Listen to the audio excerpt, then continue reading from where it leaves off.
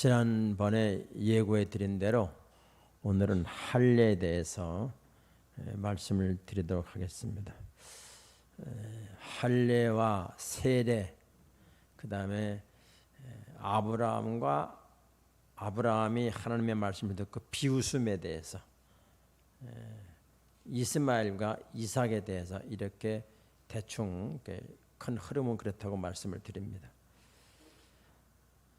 10절부터 14절까지의 내용, 오늘 읽은 내용은 너희 남자는 다 할례를 받아야 된다. 예외가 없어요. 다 그랬죠? 다 그러죠? 다 10절에 너희 중 남자는 다 할례를 받아라. 이것이 뭐라고요? 나와 너희와, 너희 누구죠? 아브라함이겠죠. 너희 후손, 아직 후손이 안 태어났어요. 후손을 준다는 얘기예요. 후손 사이에 지킬 내 언약이니라. 아직 낳지도 않았는데 네 후손과 너와 네 후손, 그 후손에 우리도 포함됩니까? 안 됩니까? 포함되지요. 아멘. 그러니까 너희와 내 후손 사이에 지킬 내 언약의 증표로 할례를 행하라, 그 말이에요. 13절을 봐도 너희 집에서 난 자든지 너희 돈으로 산 자든지 할례를 받아야 하리니 이에 내 언약이 너희 살에 있어. 여기는 하나 더 추가했죠. 할례를 받는다. 할례를 어디다 행하느냐? 살에다. 따집시다. 살에다. 살에다. 살에다 해서 영원한 언약이 되게 해주겠다. 마치 뭐냐면 불도장을 딱 찍는 것과 똑같아요. 하나님의 언약을 우리 살에다 해주겠다, 그 말이에요. 여러분이 잘 아시는데 할례하는 방법은 오늘날로 말하면 포경수술이다, 그런 거예요. 이 할례를 행하는데 남자의 생식 껍질을 잘라내는 것을 할례라 그래요. 하나님께서 인간에게 주신 언약이 몇 개가 있는데 하나 말씀드리면, 하나님께서 인간의 죄악의 극도로 도달하니까 하나님이 물로 다 온 세상을 심판했어요. 전 세계가 다 잠겼어요. 다 죽었지요. 예외 없이 다 죽었습니다. 이걸 하나님의 심판이라 그래요. 장차 우리가 하나님 앞에 섰을 때에, 모든 인간이 하나님 앞에 섰을 때에 이렇게 심판한다는 것을 예고적으로 보여주는 것이 홍수 심판이에요.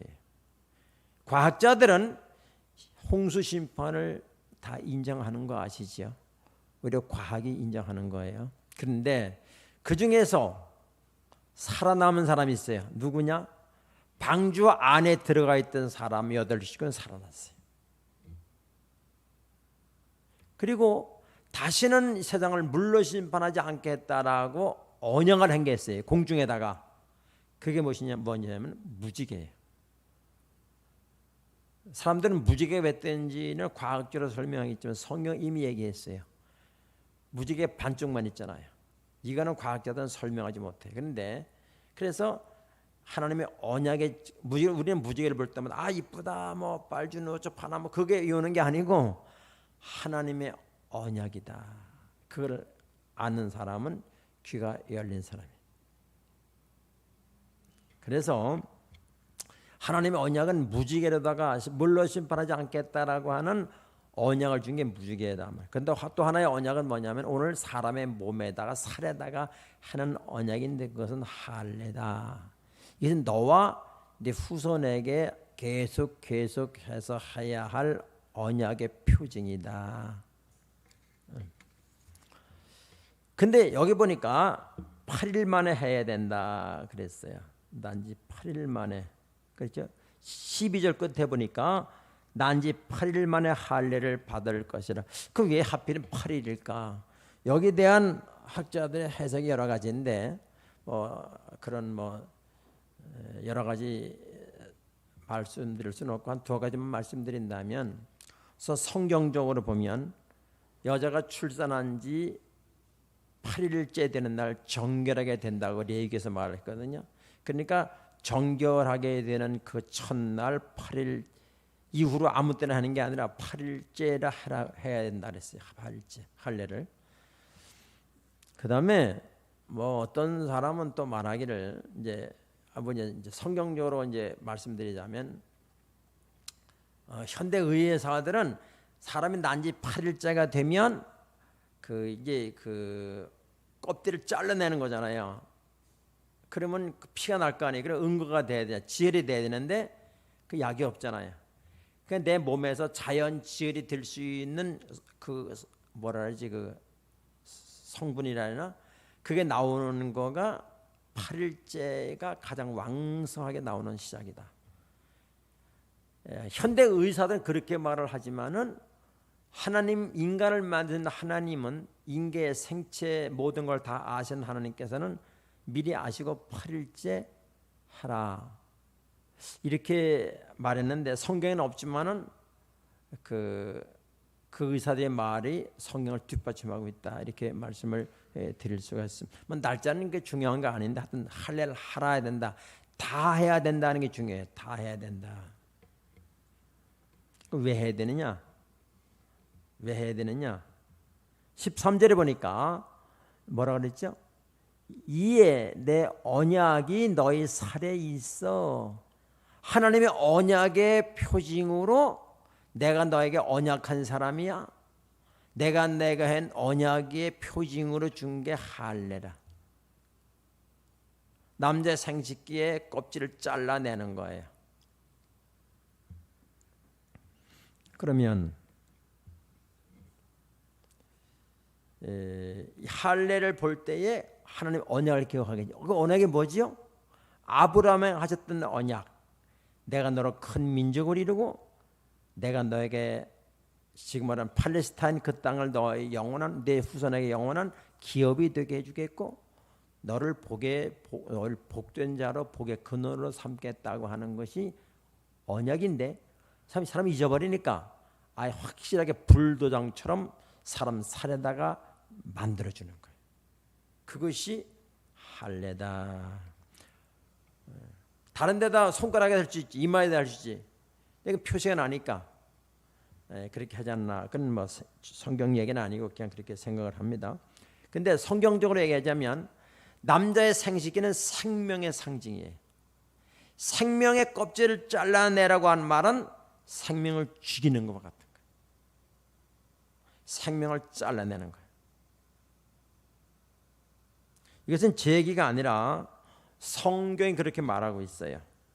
다시 말하면 우리의 옛 생각, 하나님을 믿기 전의 생각, 삶의 습관, 죄, 삶의 가치관, 삶의 우선순위를 다 잘라내야 된다는 것입니다. 신약에서는 이걸 뭐라고 말하냐면은 할례는 마음에 할지니라 이렇게 말했거든요. 그러니까 우리가 가지고 있는 육체의 할례하는 것은 생명을 죽이는 것인데, 다시 말하면 하나님을 만나기 전에의 나의 옛 생명을 죽이는 것입니다. 그리고 하나님의 언약의 말씀을 따라가는 생명처럼 만드는 것이 할례다, 그 말이에요. 물론 현대인들은 이 포경수술을 왜 하는가 하면 위생적으로 청결하게 해서 한다 그렇게 말해요. 그러나 성경적으로 말하면 할례를 행한다며 거룩한 사람으로 살아가야 된다, 그런 얘기입니다. 그럼 구약의 할례와 신약의 세례에 대해서 말씀을 드리겠습니다. 먼저 골로새서 2장 11절을 한번 띄워주세요. 그 안에서 너희가 손으로 하지 아니하는 할례를 받았으니. 자, 손으로 하는 할례가 뭐예요? 구약의 할례, 껍질을 잘라내는 것을 손으로 하는 할례인데, 너희가, 신약의 사람들의 이것은 너희가 손으로 하지 않은 할례를 받았다는 거예요. 그게 뭐냐? 곧 육체의 죽은 몸을, 육의 몸을 벗는 것이요, 육의 몸을 벗는 것이 뭐예요? 그리스도의 할례니라. 그리스도의 할례는 십자가의 죽음을 하는 거예요. 자, 할례라는 것은, 구약의 할례는 남자의 생식기를 자름으로 내 과거에 하나님을 믿지 않던 생명을 죽이는 거라면, 그리스도의 할례는 예수님이 십자가에 죽는 것을 말해요. 하여튼 할례는 죽는 것을 말해요. 그래서 구약 사람들은 손으로 하는 할례를 받았는데 신약 사람들은 손으로 하는 할례가 아니고 그리스도의 할례를 받았다. 어떻게 받았느냐? 예수님이 죽을 때 나도 같이 죽었다. 내 육신의 생명이 죄악에 소속된 생명이 죽었다. 예수가 죽을 때 같이 죽었다는 거, 연합해서. 그거를 신약의 할례로, 그리스도의 할례라고 말하는 것입니다. 또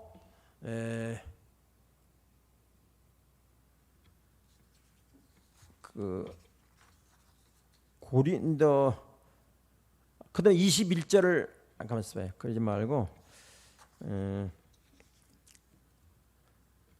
베드로전서 3장을 한번 먼저 볼 거예요. 베드로전서 3장 20절. 자, 보면은 그들은 전에 노아의 날 방주를 준비할 동안에 하나님이 120년 기간 줬잖아요. 그렇죠? 120년 방주 준비하라 그랬잖아요. 그걸 말하는 거예요. 노아의 날 방주를 예배할 동안 하나님이 오래 참고 기다리셨어요. 기다리실 때에 120년 기다렸잖아요. 다시 말하면 우리 인생을 태어나서 죽을 때까지 하나님이 방주에 들어오기를, 주님에게로 들어오기를 기다리고 계시네요. 그것이 120년이라는 거예요. 기다릴 때에 복종하지 아니하던 자들이라 말 안 들었잖아요. 그죠? 방주가 다 짓고 비가 오는 날까지 말 안 들었어요. 지금도 교회 안 다니는 사람 얼마나 고집센지 몰라. 내가 제일 똑똑해. 참 웃기는 얘기죠. 자, 복종하지 아니하던 자들이라 방주에서 물로 말미암아 구원을 얻은 자가 몇 명뿐이니 겨우 8명이라. 방주에서 방주에 들어간 사람이 8명뿐이에요. 노아의 식구 8명. 나머지는 다 싹 예외 없이 싹 죽어버렸어요. 여러분은 믿을지 안 믿을지 모르지만 역사는 증명한다 그 말이에요. 역사는 인류를 물로 심판했다는 걸 과학이 증명하고 있단 말이에요. 그런데 그리고 나서 21절 보니까 다 보세요. 물은 그리스도께서 부활하심으로 말미암아 이제 너희를 구원하는 표. 자, 물이 뭐라고요? 구원하는 표요. 그러니까 그 홍수가 노아에게는 구원하는 표가 된 거야. 그 침례라. 이는 육체의 더러운 것을 제하여 버림이 아니요. 자, 물이 구원받은 사람에게는 구원하는 표고 멸망하는 사람들에게는 그 물이 심판이 되는 거예요. 다 물 때문에 죽어버렸잖아요. 물속에 죽었잖아요. 그 다음에 이걸 한 번 더 보면은 확실하게 될 거예요. 고린도전서 10장을 보게요. 자, 이거는 이스라엘 백성들이 애굽에서 나와가지고 홍해 바다를 건너는 장면을 말하는 거거든요. 형제들아, 나는 너희가 알지 못하기를 원하지 않는다. 알기를 원한다 그 말이에요. 뭐냐? 우리 조상들이 다 구름 아래 있고 바다 가운데를 지나면 이게 홍해 바다를 건넌 걸 말하잖아요. 지나며 모세에게 속하여 다 구름과 바다에서 침례를 받고, 이 구약에서 홍해 바다를 건넌 것을 세례, 침례로 얘기하는 거예요 지금. 그럼 봅시다. 물에서 나온, 물을 통과해서 나온 이스라엘 백성들은 구원을 받았고, 뒤따라오던 애국 군사들은 물속에서 다 죽어버렸어요. 왜? 물이 합쳐지니까. 그래서 물이 어떤 사람에게는 심판이 되고 어떤 사람에게는 구원이 된 거지. 노아 때와 마찬가지지. 자, 이스라엘 백성들은 홍해를 건넌 다음에 다시 애굽으로 돌아갈 수가 없어. 왜? 물이 잠겨버렸으니까. 자, 구원받은 사람들은 갈 길은 오직 하나예요. 언약을 따라서 가나안 땅을 향해서 말씀을 따라서 앞으로만 전진해야지 뒤로 갈 수가 없어요. 애굽으로 옛 생활로 돌아갈 수가 없어. 이것이 우리의 운명인 것입니다.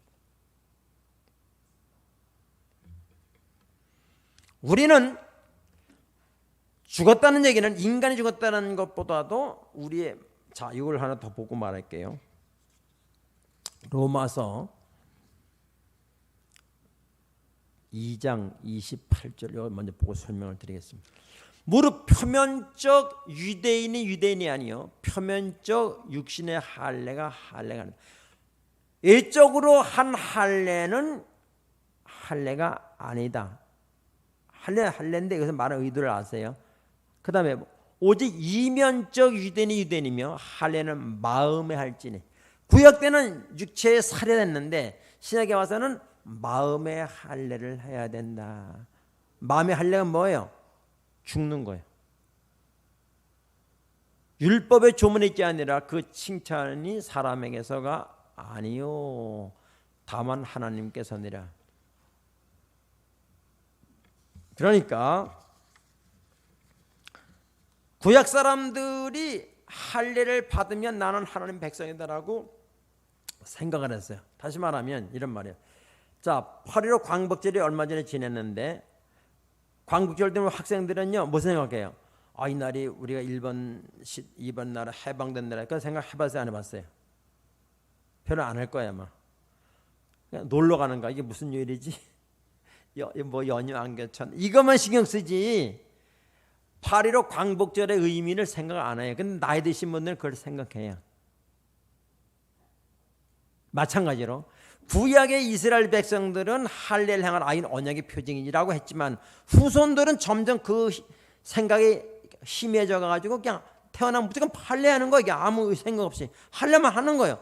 이렇게 됐다는 거예요. 그래서 그 표면적 할례는 할례가 아니다. 할례는 마음에 해야 된다. 마음에. 뭐야? 우리가 세상적으로 성공하는 것을 성공이라 그러거든요. 그걸 잘라내야 돼. 그걸 죽여야 된다. 여러분이 교회에 오늘 와서 있는데 예배를 드리는데 이건 표면적 예배인이에요. 이면적 예배인이 되려면 마음의 예배를 드리는 자가 돼야 된다. 그 말이에요. 마음이 없는 찬양과 마음이 없는 믿음이 없는 기도와 형식적인 몸으로 와 있는 것은 그런 예배는 표면적 예배다. 너희는 이면적 예배를 드려야 진짜 예배다. 그 얘기가 똑같은 얘기. 홍해 속에 장사 지나는 것은 누가 죽었어? 홍해 속에서 애굽 사람들이 죽은 거예요. 애굽 사람이 누구예요?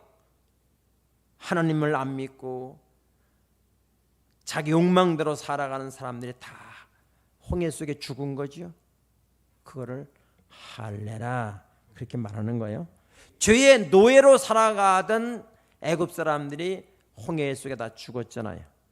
우리는 죄를 짓고 죄의 노예로 살아가고 무엇이 성공인지도 모르고 내가 생각하는 것이 성공이라고 생각하고 동분서주하며 바쁘게 살아가는 사람들이 그런 마음을 죽어야 돼. 그게 마음의 할례다 이렇게 말하는 거예요. 그러니까 구약의 할례나 신약의 세례나 죽는 거예요. 자, 우리가 세례를 침례라 그러잖아요. 그러면 우리가 물속에 쑥 들어가잖아요. 그 물속에 숨 쉬어야 안 쉬어요? 그 죽은 거지, 죽은 거예요. 숨 안 쉬니까 죽은 거예요. 그러다가 물에서 나오면서 이게 살은 거예요. 새로운 숨을 쉬는 거죠. 주님과 함께 숨을 쉬는 거예요. 주님과 함께 살아나는 거예요. 이전 것은 지나갔으니 보라 새 것이 되었도다. 그래서 우리는 침례라고 하기도 하고 세례하고 하는데 물론 이제 초대교회에는 침례를 받는데 그 세례를 받는다든지 지금도 마찬가지예요. 침례나 세례나 할례나 다 죽는 거다. 옛사람은 죽는 것이다. 사도 바울은 뭐라 했죠? 할례는 마음의 할례가 중요하다. 예수 믿기 전에 죄에 대한 습관이 죽어야 된다. 생각이 죽어야 된다. 가치관이 죽어야 된다. 그리고 하나님의 언약의 말씀이 마음에 안 들어도 미라는 것 같지만 그 길을 따라가는 것이다. 멸망하는 사람이 볼 때는 하나님의 말씀이 미라는 것 같지만 그것이 생명의 길인 것을 믿으시기를 바랍니다. 그래서 이 아브라함의 이제 그다음에 아브라함의 비웃음에 대해서 말씀드리는데 15절부터 22절까지의 내용인데요.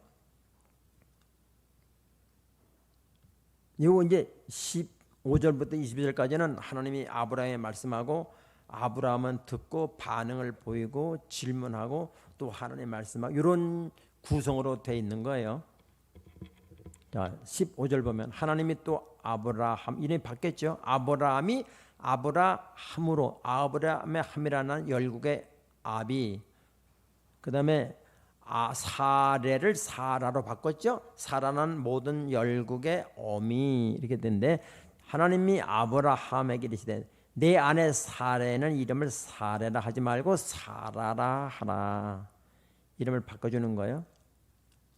내가 그에게 복을 주어 내가 그에게 아들을 낳아주게 하며 내가 그에게 복을 주어 그를 여러 민족의 어머니가 되게 하리니 민족의 여러 왕이 그에게서 나니라.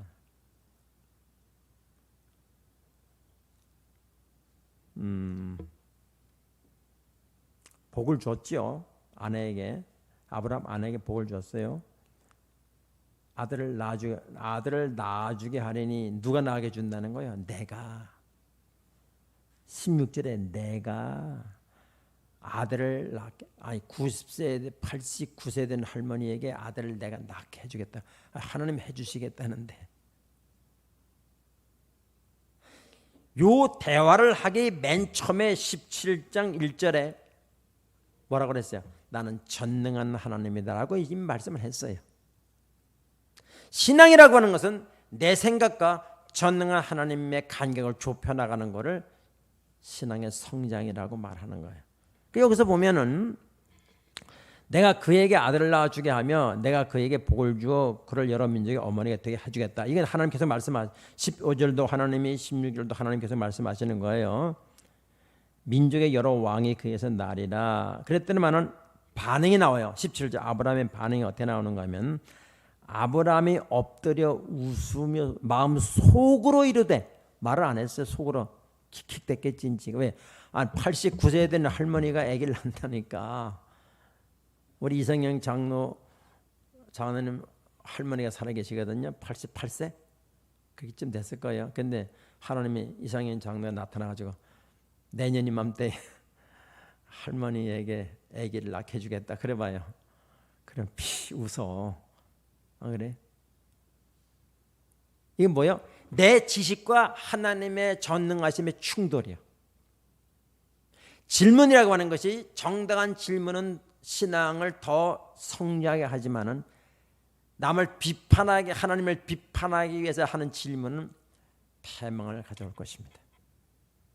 여기 아브라함이 뭐라고 그래요? 웃으며 마음속으로 웃었어. 그리고 뭐라 그러죠? 100세 된 사람이 어찌 아들을 낳을까? 그래서 웃었다는 거예요. 그래서 아브라함이 99세 때 이 말 듣는 거잖아요. 지금. 그러니까 100세 어떻게 아들을 낳아? 그랬잖아요. 예? 내년 이맘때 아들을 주겠다는 그러니까 아브라함이 픽 웃으면서 마음속으로 말하기를 100세 된 사람이 어찌 아들을 낳을까? 내 아내는 90세인데. 여러분 오늘 여러분이 와서 예배 드리면서 어떤 마음으로 예배 드리는지 주님이 다 알고 계신다고 말이에요. 마음속으로 몸만 예배를 드리는지 그냥 와서 입만 뻥긋뻥긋하고 믿음도 감사도 없는 찬양을 마음도 담기지 않은 찬양을 하는지 그냥 기도하면 눈만 감고 있는 건지 예배 드릴 때 그냥 와 있는 것이 다 알고 있단 말이에요. 하나님은 마음을 살피시는 분이에요. 하나님 마음의 중심을 보시는 분이에요. 그 사람이 교만하게 앉아있는지 겸손하게 앉아있는지 주님이 나에게 오늘 말씀을 하시옵소라고 앉아있는지 아니면 내가 하나님 말씀 비판하면서 앉아있는지 하나님 정확히 보고 계신단 말이에요.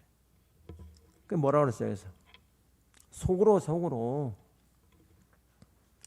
그렇게 말했어요.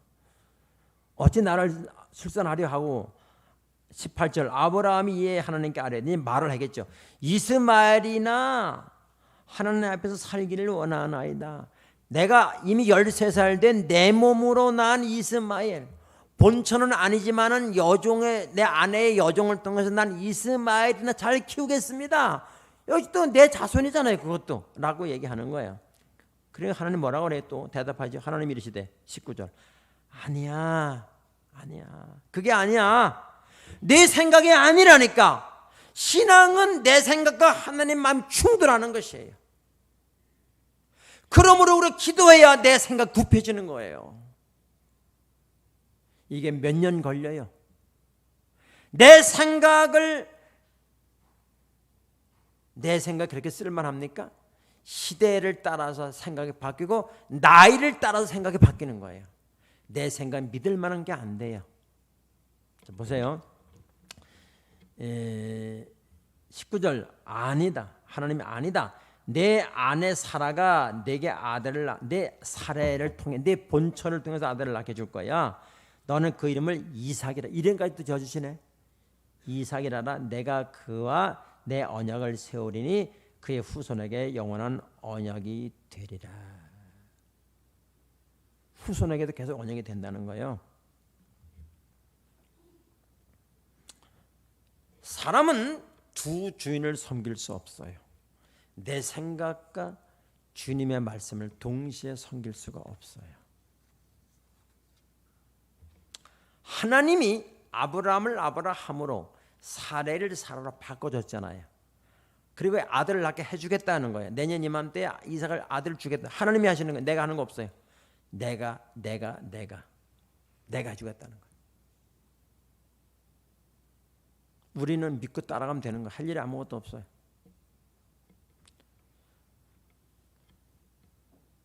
내가 언약을 세우고 내가 아들을 낳게 해주고 내가 너에게 복을 주고 내년 이맘때 아들을 낳게 해주겠다는 거예요.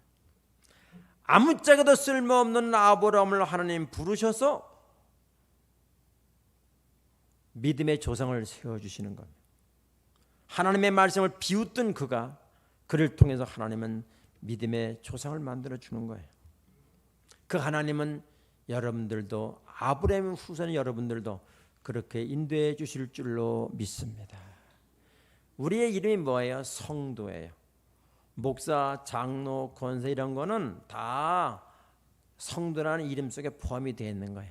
대한민국 국민에게서 대통령도 나오고 장관도 그건 나라를 이끌어가기 위해서 잠시 직분을 주는 거지요. 그렇잖아요? 마찬가지로 우리 이름은 다 성도예요. 성도가 뭐예요? 거룩할 성자, 무리 도자. 거룩한 사람이라는 거 우리가 뭐 거룩해. 그럼 만약에 이창훈 집사님 여기 있는데 만약에 학원에 갔는데 거룩한 분님 오셨습니까? 그러면 참 그렇잖아요. 사기꾼한테 가서 거룩한 분 이러면 안 되죠. 근데 여기서 거룩하다는 것은 예수 안에 들어가 있기 때문에 내가 예수님 때문에 거룩해지는 거지. 윤리 도덕적으로 성품적으로 거룩하다는 말이 아니라 그 성도라는 게 아니고 예수 안에 들어가 있다 그 말이에요. 네. 그러니까 우리는 당장 성도예요, 성도. 그런데 하나님은 내년이면 때 이삭을 낳게 되잖아. 이삭의 이름이 뜻이 뭔지 아세요? 웃음이다 그 말이에요. 그러니까 비웃던 하나님과 내 지식과 충돌할 때 비웃었는데 하나님이 역사하셔서 내년 이맘때 이삭을 낳게 되는데 그 이름을 웃었다. 비웃음을 진짜 웃음으로 바꿔주는 분이 누구냐? 하나님이라 그 말이에요. 하나님은 그렇게 하기 위해서 우리를 불러주신 줄로 믿습니다. 우리 교회 옛날에 우리 이순번 집사님이라고 있었어요. 아는 사람 한 반은 정도는 알 것 같은데 반 좀 모를 것 같아. 이순번 집사님이 있는데 그분이 안양시장이 거의 자기 거였어요. 엄청 부자였어요. 안양에서 두 번째 가는 자기 말 두 번째 가는 부자였대요. 그런데 그 사람이 안양에다가 절을 두 개인가 세 개인가 지었다 그러더라고 단독으로. 근데 이제 그러다가 이제 20일을 하루에 100번씩 하는 100번가 절하는 거 있잖아요. 21일 동안 하는데 19일째 우리 교회를 나왔어요. 그러니까 보살이에요, 보살. 그 나왔는데 이제 엄마 몰래 막내 부잣집 막내 딸이니까 버르장머리가 없어. 근데 이제 나와가지고 이제 좀 있다가 이제 교회 얼마나 믿음을 잘하는지 몰라. 그러다가 이제 점을 보러 가서 그 사람 부잣집이니까 점을 1년치를 또 선물로 주더만. 부잣집도 그렇게 하더라. 미장원값도 1년치 선물로 주고 정값도 다 1년치 선물로 줘요. 근데 어머니가 이제 이제 점을 보러 갔는데 우리 딸 이름을 쫙 이순부나 생년을 딱 대니까 그 뭐냐면 죽었는데요. 그러더래. 아니 우리 딸이 어제도 통화했는데 무슨 얘기냐. 시퍼렇게 두 눈 시퍼렇게 뜨고 살았는데 그 무슨 말이냐니까 죽었다는. 점이 안 나온다. 여러분 무슨 말이에요? 예수를 믿게 되면 마귀가 건드릴 수가 없어. 건드릴 수가 없어. 점을 못 봐. 우리 나장님 나와 있는데 어렸을 때 학생 때 막 굿하고 막 칼춤 추는 거 있잖아요. 작두 위에서 그걸 딱 갔는데 저쪽에 이제 몰래 구경하는 저쪽에 몰래 있는데 하다가 못 하더라는 거예요. 그쪽 보더니만은 좀 비켜달라고. 작두를 못 하니까. 여러분 성도나 되면 대단한 것입니다. 할렐루야. 보통 사람이 아니에요. 마귀가 못 건드리는 사람이요. 하나님 속에 들어간 사람이라니까요. 보통 사람이 아니에요.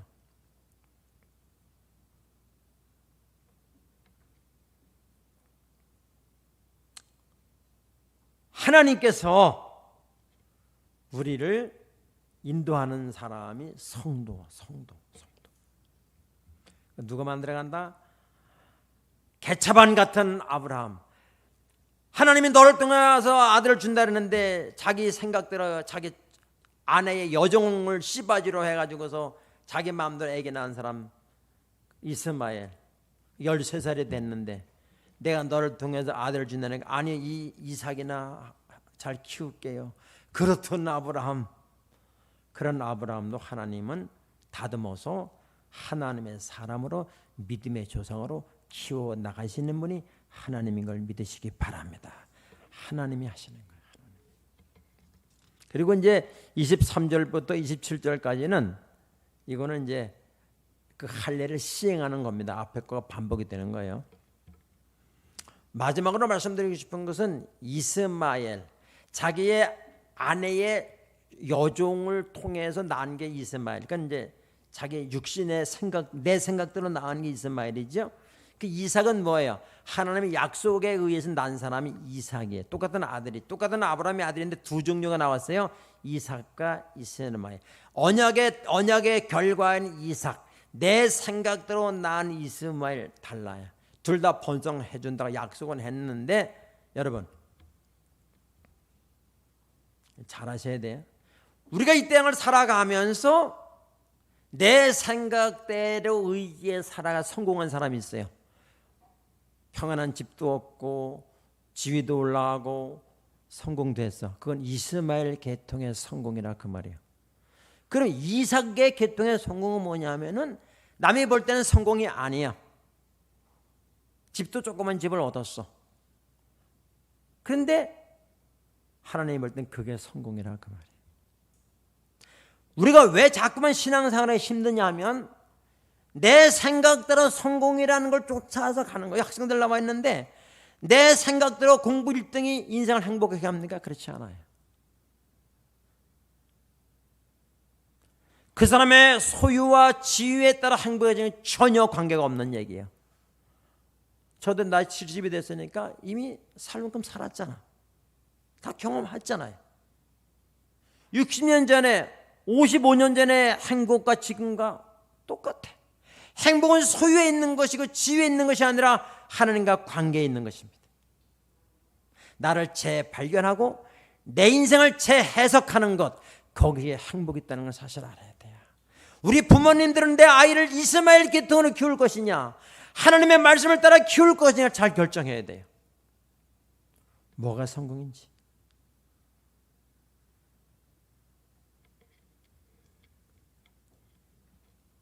결국에 이스마엘처럼 내 생각대로 살아갔지만 그게 나중에 허무함만 남는 것입니다.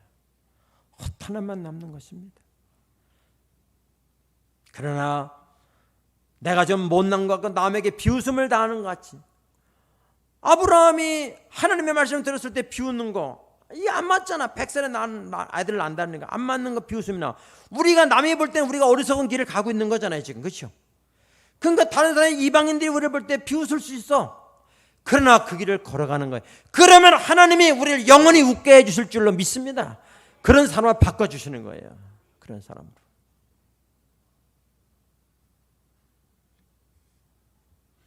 여러분 자녀가 세상적으로 성공해야 한다. 그건 성공이 아니에요. 일찍 깨달으면 일찍 깨달을수록 좋은 거예요.